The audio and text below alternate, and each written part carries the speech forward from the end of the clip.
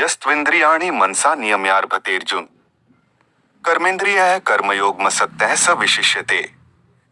किंतु हे अर्जुन, जो पुरुष मन से इंद्रियों को वश में करके अनासक्त हुआ समस्त इंद्रियों द्वारा कर्मयोग का आचरण करता है, वही श्रेष्ठ है। नेतं कुरु कर्म त्वं कर्म ज्यायो ह्यकर्मणः। शरीर यात्रापि च ते न प्रसिद्धेत कर्मणः।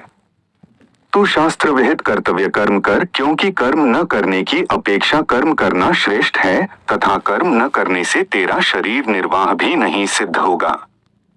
यज्ञादि कर्मों की आवश्यकता का निरूपण। यज्ञार्थात् कर्मणोऽन्यत्र लोकोऽयं कर्म बंधनः। तदर्थं कर्म कौन्तेय मुक्त संगः समाचर।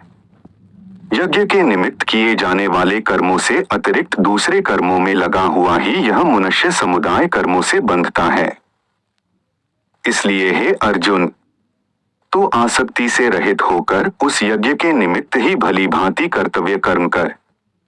सहयज्ञाः प्रजाः सृष्टा पुरोवाच प्रजापतिः। अनेन प्रस्विष्य ध्वमेश वोस्त्विष्ट कामधुक्। प्रजापति ब्रह्मा ने कल्प के आदि में यज्ञ सहित प्रजाओं को रचकर उनसे कहा कि तुम लोग इस यज्ञ द्वारा वृद्धि को प्राप्त हो और यह यज्ञ तुम लोगों को इच्छित भोग प्रदान करने वाला हो। देवान् भाव्यतानेन ते देवा भाव्यन्तु वः। परस्परं भाव्यन्तः श्रेयः परं वाप्स्यथ। तुम लोग इस यज्ञ द्वारा देवताओं को उन्नत करो और वे देवता तुम लोगों को उन्नत करें।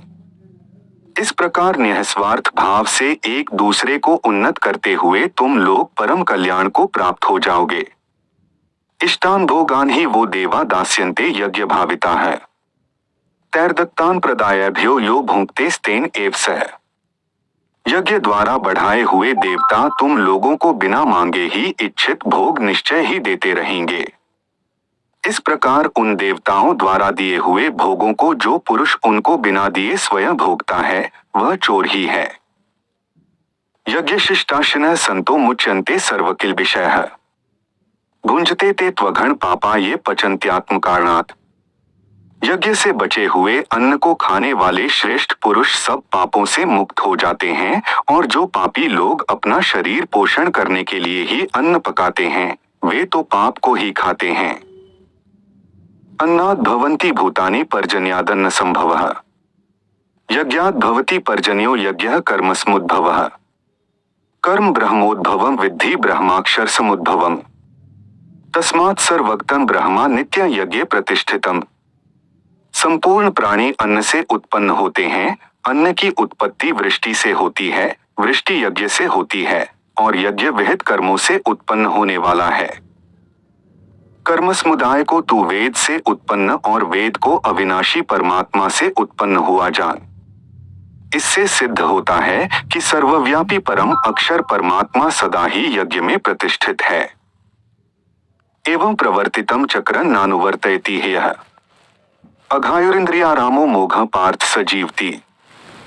हे पार्थ, जो पुरुष इस लोक में इस प्रकार परंपरा से प्रचलित सृष्टि चक्र के अनुकूल नहीं बरतता, अर्थात अपने कर्तव्य का पालन नहीं करता, वह इंद्रियों द्वारा भोगों में रमण करने वाला पापायु पुरुष व्यर्थ ही जीता है।